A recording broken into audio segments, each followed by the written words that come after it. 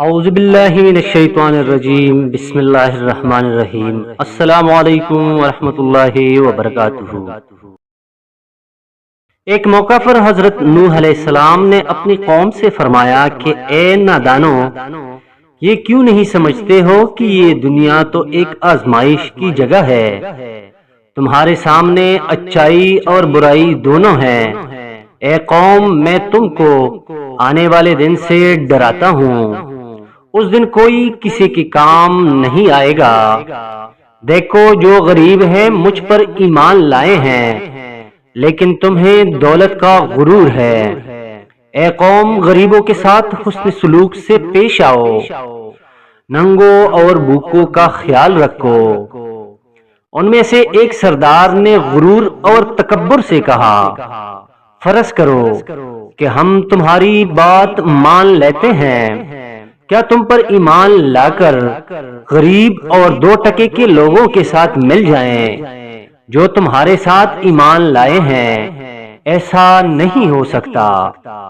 وہ آپ علیہ السلام کو ذلیل کرنے کی کوشش کرتے، مذاق اڑاتے، آوازیں کستے، منہ پھیر لیتے، گالیاں دیتے، مارنے کی کوشش کرتے، بلکہ ایک روز مارا پیٹا بھی تھا، لیکن آپ علیہ السلام نے صبر کا دامن ہاتھ سے نہ چھوڑا بلکہ اپنا کام جاری رکھا۔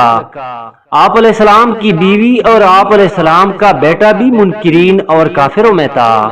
حضرت نوح علیہ السلام نے دعا کی، اے رب میرے پروردگار، میں نے اپنی قوم کو رات دن سمجھایا، حق کی طرف بلایا، میرے بلانے پر وہ زیادہ بھاگتے رہے، میں نے اعلانیہ اور خفیہ سمجھایا تو انہوں نے کانوں میں انگلیاں ٹھونس لی۔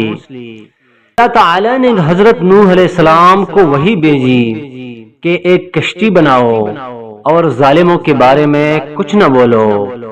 اللہ کے حکم کے مطابق آپ علیہ السلام نے کشتی تیار کرنا شروع کی۔ کچھ لوگوں نے مذاق کرتے ہوئے پوچھا، اے نوح کیا بنا رہے ہو؟ آپ علیہ السلام نے بتایا کہ میں ایک کشتی تیار کر رہا ہوں، کیونکہ اللہ کی طرف سے عذاب آنے والا ہے۔ اللہ نے جو ڈھیل دے دی ہے وہ ختم ہو رہی ہے۔ جب وقت آئے گا ہر طرف پانی ہی پانی نظر آئے گا، صرف وہی بچے گا جو اس کشتی میں سوار ہوگا، جو بت پرستی سے توبہ کرے گا، گناہوں سے معافی مانگے گا، اسی کو اس کشتی میں جگہ ملے گی۔ لوگ بولے، اے نوح علیہ السلام، یہ زمین تو خشک ہے، ایسے آثار بھی نہیں ہے کہ اتنا پانی ہو جائے کہ کشتی تیرنے لگے۔ نوح علیہ السلام کا تو دماغ ہی چل بسا ہے۔ حضرت نوح علیہ السلام اس قسم کی باتوں سے بالکل مایوس ہو چکے اور اصلاح کی کوئی امید ہی نظر نہیں آ رہی تھی۔ جب کشتی بن کر تیار ہو گئی تو لوگ کشتی میں غلاظت پھینک دیتے۔ کشتی میں کوئی ایسی جگہ نہ تھی جہاں غلاظت نہ ہو۔ کافر غلاظت پھیلانے کے لیے کشتی کے اندر جایا کرتے تھے، یہ ان کا معمول بن چکا تھا۔ ایک مرتبہ ایک کوڑ کا مریض بھی اپنے ناپاک مقصد کے ساتھ کشتی کے اندر گیا۔ اس کے سڑے ہوئے جسم کے ایک حصے پر کچھ غلاظت لگ گئی۔ کچھ دیر بعد اس نے دیکھا کہ جہاں غلاظت لگی تھی وہ حصہ اچھا ہو گیا۔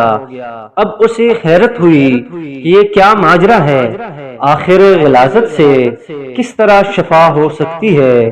پھر وہ کشتی کے اندر داخل ہوا اور غلاظت پوری طرح سارے جسم پر مل لیا تو دیکھا کہ وہ بالکل تندرست ہو گیا۔ یہ بات کوڑ کے مریضوں کے اندر پھیل گئی تو سب نے کشتی کے اندر داخل ہو کر غلاظت ملنا شروع کر دیا۔ اس طرح پوری کشتی پاک صاف ہو گئی۔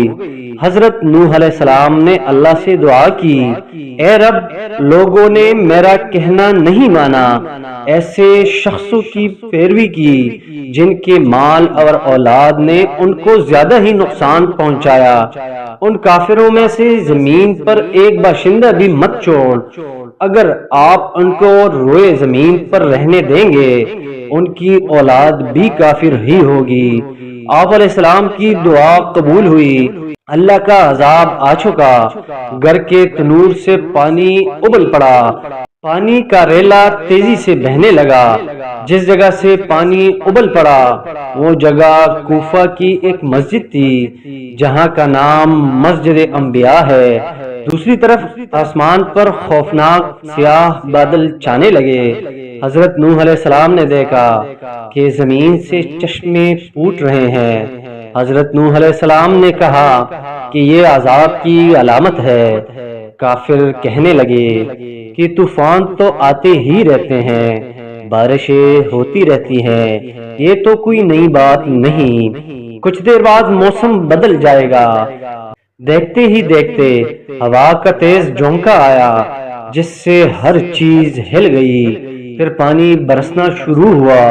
بارش میں اتنی شدت تھی جیسے کہ آسمان نے اپنے تمام دروازے کھول دیے ہوں۔ حضرت نوح علیہ السلام نے ایمان والوں سے کہا کہ کشتی میں سوار ہو جاؤ۔ اللہ نے فرمایا کہ ہر قسم کے جانوروں کا جوڑا بھی کشتی میں سوار کرا لو۔ حضرت نوح علیہ السلام نے اللہ کے حکم کی تعمیل کی، ہر جانور کا جوڑا سوار کرا لیا گیا۔ کشتی میں ایک علیحدہ جگہ پر سب جانوروں کو بند کر دیا گیا۔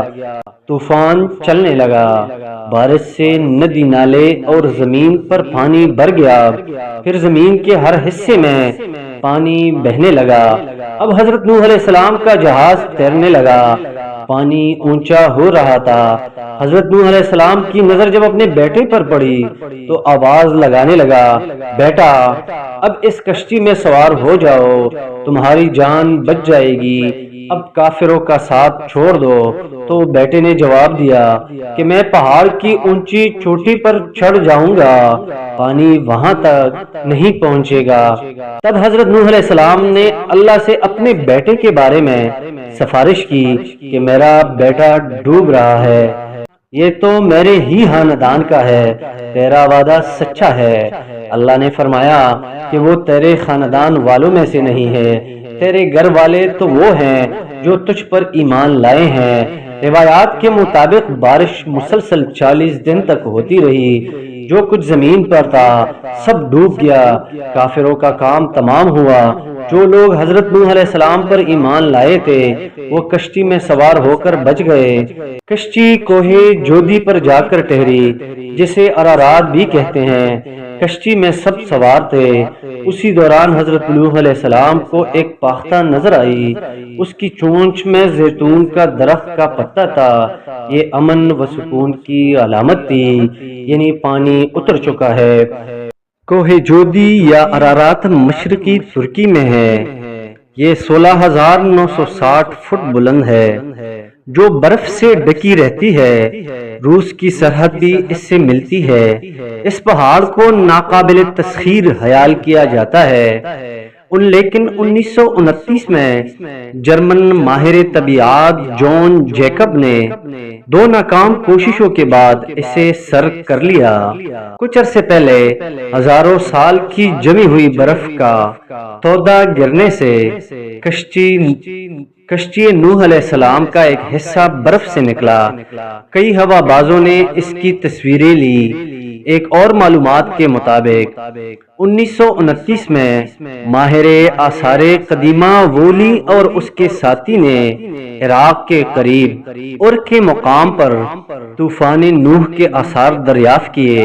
انجیل مقدس کتاب پیدائش کی روایات کے مطابق طوفان نوح کا واقعہ وادی دجلہ و فرات سے متعلق ہے۔ عراق میں قدیم زبانوں میں لکھے گئے کتبے دریافت ہوئے، ان میں سے ایک زبردست طوفان کا ذکر تفصیل سے ملتا ہے۔